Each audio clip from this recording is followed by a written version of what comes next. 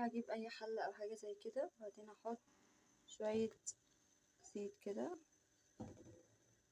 تمام، مش كتير ومش قليل في نفس الوقت، وعلى حسب الكمية برضو. نسيبه كده يسخن حبة صغيرة كده. تمام كده. بعد كده عايزين معلقة صلصة كده، معلقة صلصة، ممكن نحط نص معلقة كمان بالمنظر ده، ونقعد نقلب كده. مع بين ما نعمل الصلصة بتاعتنا او الصوص بتاع الاندومي، هنكون حاطين مية هنا على النار، هنا بتغلي عشان نسلق فيها الاندومي. المية غلت، هنبدأ ننزل الاندومي في الطبق وهرجع لكم تاني. هنسيبها تتسلق. بين ما الاندومي تتسلق هنعمل ايه؟ نحط على الصلصة شوية صويا صوص. صراحة مش عارفة قد ايه، بس انا بحط ايه، حبة حلوين كده. تمام. بعد كده اكياس الاندومي بتاعتنا هنفضيها ونحطها.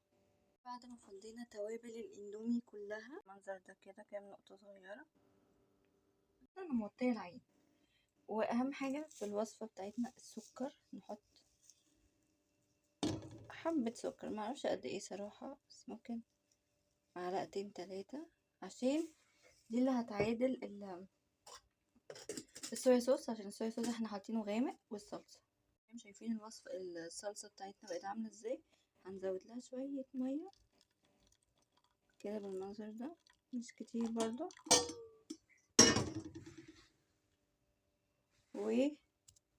ونقلب. ممكن نعلي بقى على النار شوية، مش كتير يعني. نقعد نقلب لغاية ما كل حاجة نقعد نقلب. ده شكلها بعد ما حطيناها كده. هنقعد نسيبها بس تكمل سوا، لان الجزء ده كده لسه مستويش. تمام كده، وتتشرب شوية من الصوص ده، وهنقدمها.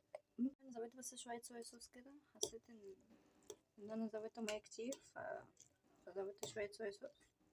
هنسيبها بقى ايه، تستوي كده وتتشرب شوية الشوربة، ونغرفها كده في طبق وبس.